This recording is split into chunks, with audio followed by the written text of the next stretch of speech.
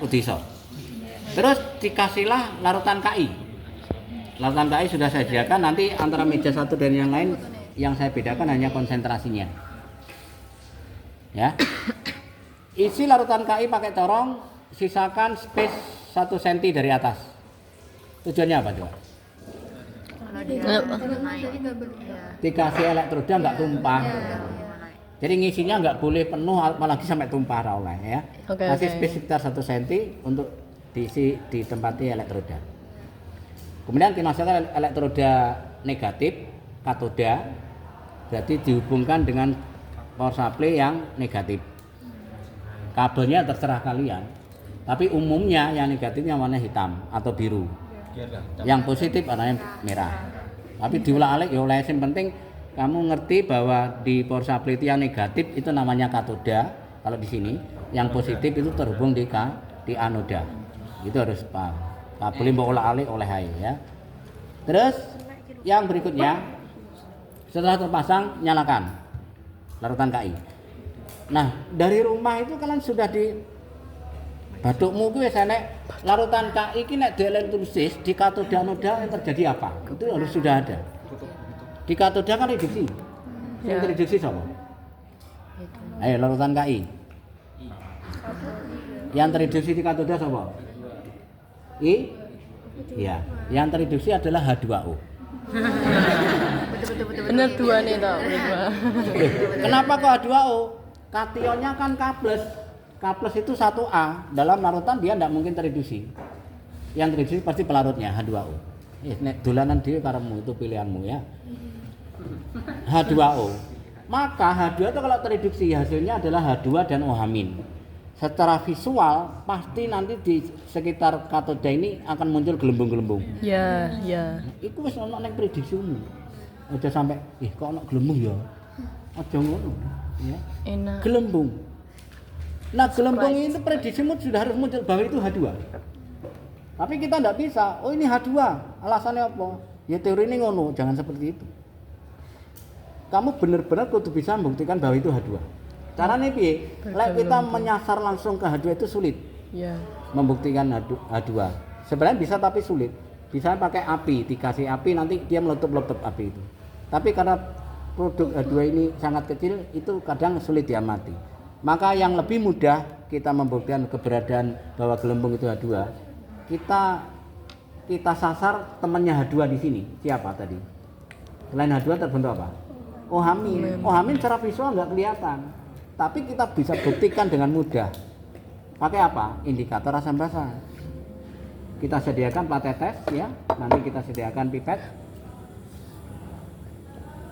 Setelah elektrosis ini cukup, waktunya batasan cukup ini nanti di anoda. Di anoda itu akan muncul kalau ini tadi ada gelembung H2 dan OH-. Di sini apa? Yang teroksidasi. Ayo dililing larutan KI. Nah, imin akan menjadi E2. E2 itu secara visual kita bisa amati dari warnanya seperti betadin. Muncul warna kuning agak coklat kelihatan. Ya. Ini turun sampai di sini. Nah, itulah batasan waktunya. Berapa menit, Pak? Yes, itu batasannya bukan berapa menit. Sampai kuning ini turun ke ini dimatikan. Nah, dimatikan reaksi berhenti. Berarti akan berhenti di situ. Okay. Karena apa? Reaksi reduknya pada elektrosis kan reaksi reduk yang tidak spontan, dia butuh listrik. Nah, listrik yang mata ini reaksi berhenti. Ya. Jadi ke sini selesai. Nah, ambil di katoda. Nah, ngambilnya di katoda adalah caranya gini. Ini elektrodanya mbok lepas atau enggak terserah, sing penting iki bisa masuk. Oke. Lah nek elektrodanya sik ana topine kae, bunder kae, anu ning nggone baterai ya jelas enggak iso. Diambil sik. Baru kalau nggak ada langsung grafit, masih ada ruang kan? Nah, ngambilnya ini kudu dipencet sih neng jopo. Iya. Ambil daerah yang di sekitar ini, jangan yang terlalu dalam di sini. Okay. Karena yang kita mau uji dan hasil reaksi pasti terkonsentrasi di sekitar elektroda ini. Ambilnya yang di sini. Pencet dulu, masukkan, baru ambil. Jangan dimasukkan, dipencet dulu. Kenapa? Blue kutuk. Ini niup, ya niup, ini lagi bisa lari ke sini nek tertiup. Nyampur padahal kita mau mengidentifikasi ini. Nah, ini nyampur kan wis gak iso. Nah, itu logika juga keterampilan praktik begitu. Jadi setiap yang kita lakukan kudu ngerti sing bener piye, tujuannya apa. Itulah saya siswa SMA 5, beda dengan yang lain. Paham.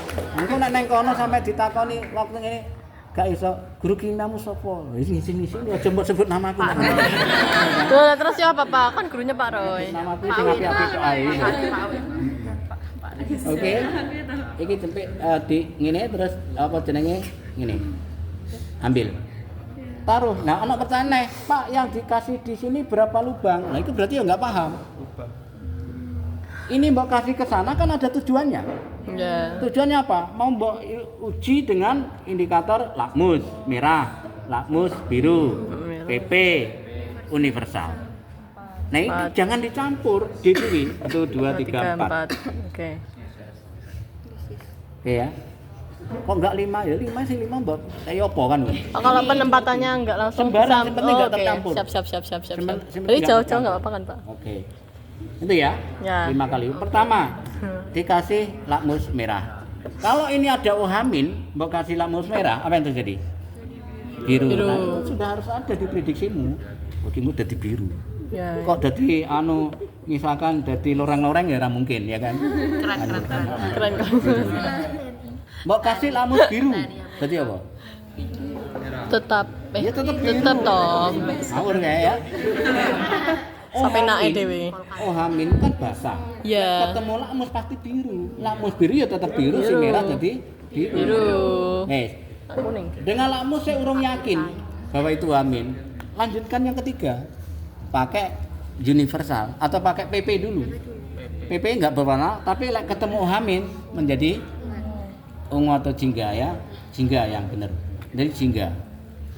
Satu tetes saja PP-nya untuk sekian cukup. Satu tetes kok jingga O berarti ohamin ada. Lebih meyakinkan lagi, saya urung selesai kasih universal. Basahi kertas universal ujungnya 4 warna itu, terus dipadakkan dengan apa jenenge iki labelnya yang ada di sini. Kan selain kamu bisa mengidentifikasi itu basah sampai bisa menentukan pH nih. Lah nek basah kan pH-nya pasti lebih dari 7. Oke? Yes. Ya valid itu. Oh berarti ohamin. Lah kalau sudah bisa memutuskan ohamin, oh gelembung mau berarti H2. Ini loh alasannya. Alasannya apa? Iki mau alasannya. Ojo, ini H2. Reaksinya begini kok H2, iki kudu H2 kan ojo ngono ya. Sekarang yang di anoda. I2 bisa kita kenali dari warnanya, yang kuning agak coklat itu seperti tadi. Nah, untuk lebih memastikan, meyakinkan bahwa itu adalah I2, yuk ambil lagi. Ambil pakai pipet, taruh di plat tetes. Terus mau kasih apa? Pertanyaan. Amilum. Kasih amilum. Membuktikan adanya I2 kita pakai amilum. Cukup satu lubang aja di sini, kasih amilum. Akan menjadi biru. Biru ke arah hitam, jadi agak memang ke arah hitam itu birunya pekat sekali. Ya biru, ada yang ngomong hitam itu sebenarnya biru yang sangat pekat. Itu udah valid itu. Jadi Pak, yang di Anuda nggak dikasih PP. Nah itu ya pertanyaan orang yang nggak paham. Ya, lo apa tujuannya mbok kasih PP? Wong sasarannya I2, nggak ada hubungannya. I2 mbok kasih amilum, mbok kasih apa? Jenis PP, mbok kasih lamus, nggak ngefek, ya kan? Karena bukan peruntukannya gitu. Cukup bekasi amilum kalau dia biru ya udah valid itu I2. Selain dari warnanya. Gitu loh ya. Dulu saya ibaratkan wong sasarane I2 kok pakai lakmus. Ya ibaratnya kamu mancing lele gitu, umpannya kan mbak wae semongko. Ya mbak lele ini diguyut tok ya kan. Kan gitu. Orang efek gitu. Ada jelas ya? Sampai di situ. Maka kesimpulannya adalah untuk yang ini kesimpulan adalah berarti ketika larutan Ki di elektrolisis itu di katoda selain dari reaksinya ya, dari reaksi redopnya katoda, di katoda terbentuk gas H2, terbentuk dilepaskan ion ohamin. Di anoda dilepaskan I2. Buktinya ini tadi. Jadi tidak hanya berdasar teori. Oke? Dong ya? Ini harus dilakukan satu orang. Nggak boleh tanya yang lain. Satu orang. Iya, yang elektrolisa 1 orang. Yang 2 yang laju reaksi. Ya, oke. Sekarang yang kedua, CW4. Terdekat kurusan. Nah, dari sampelnya saja CU4 itu bisa dikenali dari apa nih? Dari logam golongan B itu berwarna. CU itu tembaga itu golongan B. Nek KI tadi K kan golongan 1A itu nggak berwarna. Warna biru. Nah, maka resikonya kalau kalian kebagian ini, warna biru CU4 itu sendiri itu akan mengganggu pengamatanmu pada analisa hasil di katoda dan anoda. Ini mengganggu. Beda dengan KI tadi kan tidak berwarna. Itu harus diantisipasi ya. Terus sekarang kembali ke reaksinya. Di katoda larutan CU4 yang tereduksi siapa? CU2+. CU2+ tereduksi menangkap 2 elektron jadi logam Cu. Ya. Maka munculnya logam Cu itu bisa kita kenali dari warna. Nanti di katoda elektroda negatif ini di ujungnya itu akan terlapisi sesuatu yang berwarna seperti tembaga itu. Kan warna tembaga ngerti toh? Nah, itu akan nempel yang ujungnya elektroda ini. Maka secara visual kita bisa mengamati, berarti dugaan kita benar di katoda itu CU2+ tereduksi jadi CU buktinya warna ini. Nah, untuk lebih meyakinkan lagi bahwa ini ada sesuatu yang nempel, nah katoda ini timbangan C sebelum dipakai. Nah, ada pertanyaan, Pak, yang ditimbang dua-duanya. Loh, sing satu ini nyapa mbok timbang? Iki mbok timbang kan tujuannya kamu mendeteksi sesuatu yang nempel ini kan mesti ini punya massa. Ngono loh.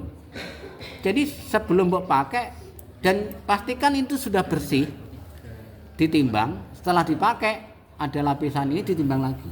Secara teori kudunya ada perbedaan massa. Massanya setelah dipakai kudunya ada tambahan. Tapi permasalahannya alat yang kita punya hanya neraca digital itu. Dan neraca digital itu tidak mampu mendeteksi massa yang sangat kecil.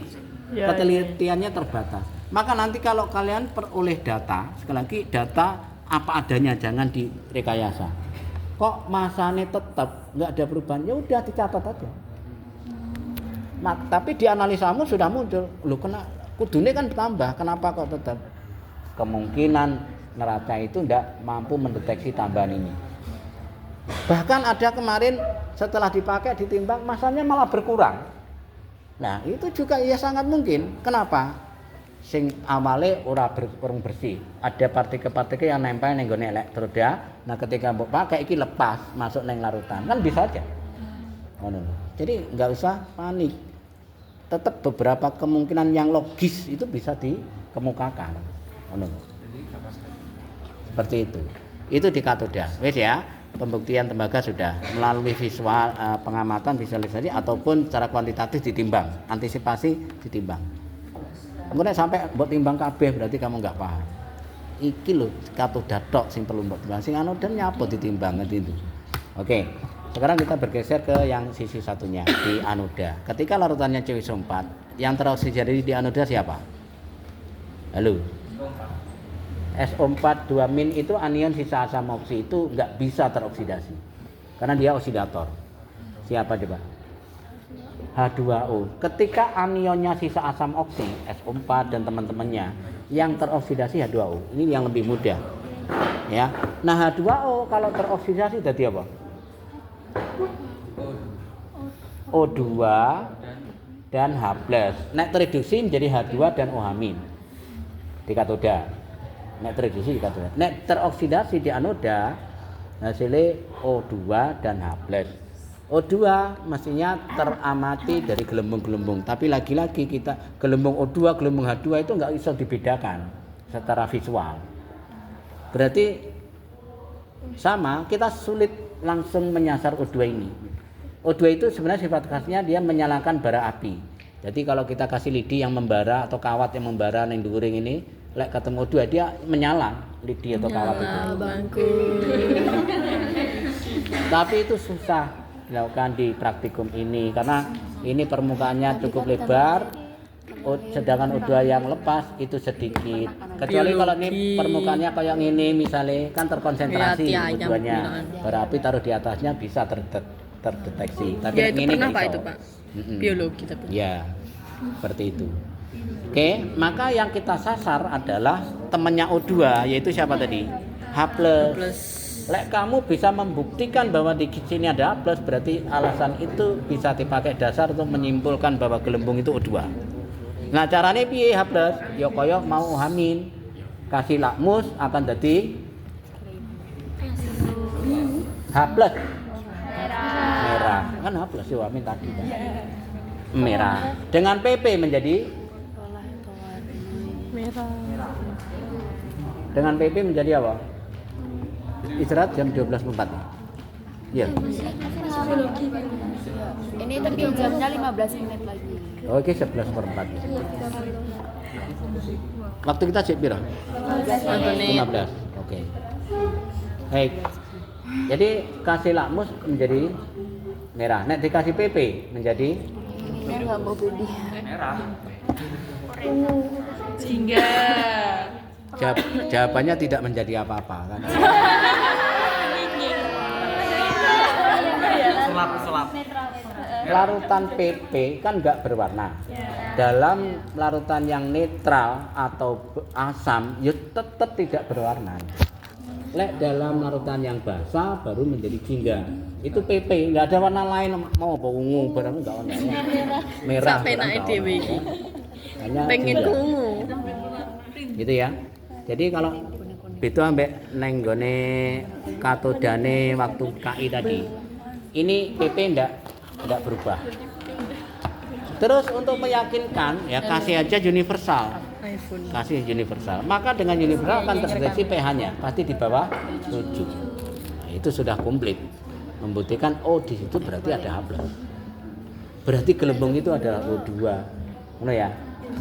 Oke, jadi kesimpulannya kamu nanti melengkapi secara teori reaksinya begini, reaksi reduknya di katoda begini, anoda ini, buktinya adalah ini. Udah, ada pertanyaan? Soalnya nggak ada ya? Ya kesimpulan itu. Kesimpulan. Kesimpulannya apa? Dasarnya apa? Wes menurut pertanyaan. Oke. Dasarnya. Ada pertanyaan ya, Pak? Nggak ada. Oke. Ya? Ada pertanyaan?